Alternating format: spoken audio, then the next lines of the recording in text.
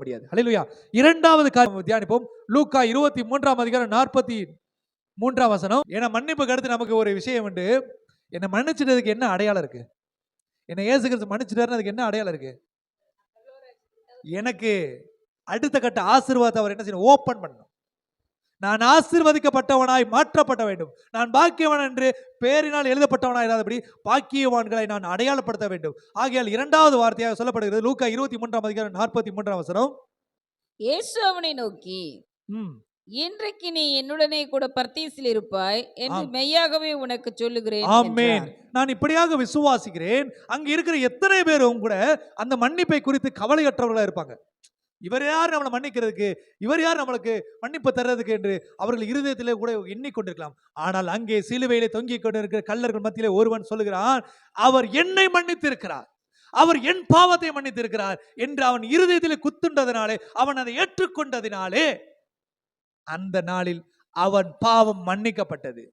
நீங்கள் எந்த நிலைமையில் இருந்தாலும் உங்களை மன்னிக்க அவராலே முடியும் என்று அறிந்து கொள்ள வேண்டும். அப்படிப்பட்ட இருதயம் உங்களுக்குள் இருக்கும் போதுதான், அப்படிப்பட்ட நினைவை நீங்கள் பெற்றுக்கொள்ளும் போதுதான் உங்கள் வாழ்விலே கிறிஸ்து இயேசுவான இரண்டாவது வார்த்தையா சொல்லப்படுகிற இன்று நீ என்னோடு கூட பரதேசியில் இருப்பாய் என்று சொல்லக்கூடிய வார்த்தை அவனுக்குள் கிரியை செய்யும்.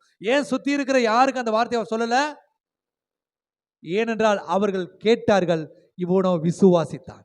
நாங்கள் கேட்கிறவர்களாய் அல்ல, விசுவாசிக்கிறவர்களாய் இருக்க வேண்டும் என்று கிறிஸ்து இயேசு நம்மை அழைத்திருக்கிறார். யாரெல்லாம் கேட்கிறவங்களா வந்திருக்கிறீங்க? யாரெல்லாம் விசுவாசிக்கிறவங்க வந்திருக்கிறீங்க? ஆமென் சொல்லுங்க. ஆமென். நான் விசுவாசிக்கிறேன். அவர் கொடுத்த மன்னிப்பு எனக்குரியது. அவர் என்னை மன்னித்திருக்கிறார். சொல்லுங்க, அவர் என்னை மன்னித்திருக்கிறார். சிலுவையில் இருக்க அந்த பாவியை மன்னித்தது போல உலகத்தில் இருக்கிற இந்த பாவியை மன்னித்திருக்கிறார். அல்லேலூயா. அவன் மன்னிப்பை உணர்ந்ததினாலே அவனிடத்தில் மாத்திரம்தான் தேவன் அதை சொல்லுகிறார், சுற்றி இருக்கிற எல்லோரும் சொல்லவில்லை. முதல் மன்னிப்பு எல்லோருக்கும் உரியது. ஆனால் ஏற்றுக்கொண்டவர்கள் மாத்திரமே நீங்கள் பரதேசிக்குள் பிரவேசிக்க முடியும். நீங்கள் ஏற்றுக்கொள்ளாமல் நீங்கள் அதை மறுதலிப்பீர்களானால் நீங்கள் பரதேசிக்கு பிரவேசிப்பதற்கான தருணம் அதுவாய் இருக்காது. அந்த செகண்ட்ல, அந்த ஃபிராக்ஷன் ஆஃப் செகண்ட்ல, அந்த இம்மிடியேட்டான ஒரு டயத்துல அதை செக் பண்ணி அதை கன்சியூம் பண்ணிக்கிட்டான். யாரு? ஒரு பாவியான ஒரு மனுஷன். தேவன் மன்னிக்கும் போது அதை ஏற்றுக்கொள்ளக்கூடிய இருதயம் நமக்கு இருக்கணுங்க. அப்பா என்னை மன்னிச்சிட்டீங்க, தேங்க்ஸ் தேங்க்ஸ், நன்றி நன்றி சொல்லணும். அவன் சொன்னதினாலே அன்றைக்கு அவன் கிறிஸ்து இயேசுவின் நாம மகிமைக்கென்று ஒரு காரியத்தை அவர் வாயிலிருந்து பெற்றுக்கொள்கிறார். இன்றைக்கு நீ என்னுடனே கூட பரதேசியில் இருப்பாய்.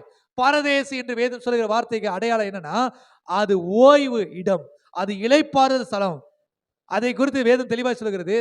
எபிரேய பாஷையில அதுக்கு என்ன மீனிங் பாத்தீங்கன்னா, எபிரேய பாஷையில அதுக்கு என்னது? பர்தேஸ். பர்தேஸ்னா அதுக்கு என்ன மீனிங்? தோட்டம். அதாவது ஏதேன் தோட்டம். ஏதேன் தோட்டத்தை ஆண்டவர் சிருஷ்டிக்க போடும்போது அதில் சகலவித ஆசீர்வாதம் இருந்துச்சு. அதுல தேவை என்று தனிப்பட்ட முறையில் ஒன்றும் இல்லை. சகலமும் ஆபிரகாம் சொல்றாரு, சகலமும் உனக்கு கீழ்பட்டு இருக்கும்படி அதிகாரத்தை தந்திருக்கிறது. அப்படிப்பட்ட அந்த தோட்டத்தை தான் பரதேஸ் என்று வேதம் சொல்லுகிறது. எந்த தோட்டத்தை? ஏதேன் தோட்டத்தை போல ஒரு அற்புதமான ஒரு இடத்தை தான் பரதேஸ் என்று அந்த எபிரேய மொழியில் சொல்லப்படுகிறது. இன்றைக்கும் கூட அந்த ஓய்வு இடத்திலே சகல ஆசீர்வாதங்கள் நிறைந்த, பசியற்ற, தேவைக்காக ஓடி உழைக்க வேண்டிய அவசியமற்ற இடமாகிய அந்த தோட்டத்திலே, ஏதேன் தோட்டத்தை போல இருக்கக்கூடிய ஒரு பரதேசுக்குள்ளதான் அன்றைக்கு ஆண்டவர் அந்த கல்லனை அனுமதித்தார். மன்னிக்கப்பட்ட நீங்கள் நானும் எங்க போனது? முதலாவது எங்க பாவம் செஞ்சு வெளியே தூக்கி எறியப்பட்டோம்?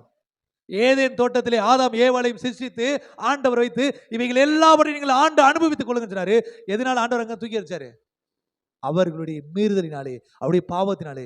இன்றைக்கு ஆண்டவர் சொல்றாரு, அன்றைக்கு ஆதாமை தூக்கி எறிந்த கர்த்தர் இன்றைக்கு இரண்டாம் ஆதாமைய கிறிஸ்து இயேசுவினாலே நமக்கு மன்னிப்பு அருளி அந்த ஏதேன் தோட்டமாகிய அந்த பரதேசுக்குள் பிரவேசிக்கக்கூடிய கிருபையை உங்களுக்கும் எனக்கும் தந்திருக்கிறார். ஆமென் சொல்லுவோம். ஆமென். இன்றைக்கு நாம் எதற்குள்ள பிரவேசிக்க ஆயத்தமுள்ளவர்களா இருக்கிறோம்? மன்னிப்பு கிடைத்த உடனே எங்க போலாம்? என்னை தூக்கி எறிஞ்ச இடத்துக்கு தான் தூக்கிட்டு போனோம். என்னை தூக்கி எங்க இருந்து எடுத்தாரு? தூக்கி எறிஞ்சாரு. ஏதேன் தோட்டத்திலிருந்து விலக்கி வைத்தார். இன்றைக்கு மன்னிப்பினாலே அதே ஆசீர்வாதமாகிய ஏதேன் தோட்டத்துக்குள்ள என்னை உட்பிரவேசித்திருக்கிறார். விசுவாசிக்கிறேன். ஆமென் சொல்லுங்க. ஆமென். இன்றைக்கு நான் மன்னிக்கப்பட்டிருக்கிறேன். இப்பொழுது கிறிஸ்து இயேசு எனக்கு ஆயத்தப்படுத்தின என் பழைய ஆதாமாகிய தகப்பன் இழந்து போனதை, புதிய ஆதாமையை கிறிஸ்து இயேசு எனக்கு மீட்டு கொடுத்திருக்கிறார். அந்த மீட்பின் அடையாளமாக நான் பரதேசுக்குள் ஏதேன் தேற்றத்துக்குள் உட்பிரவேசித்திருக்கிறேன். அல்லேலூயா. பாரடைஸ் எனக்காக ஆயத்தமா இருக்கிறது. ஆகையால் இன்றைக்கு விசுவாசிக்கிற நீங்களான எங்க இருக்க போறோம்? இனிமேல் பாரடைஸ், பரதேசு. அல்லேலூயா.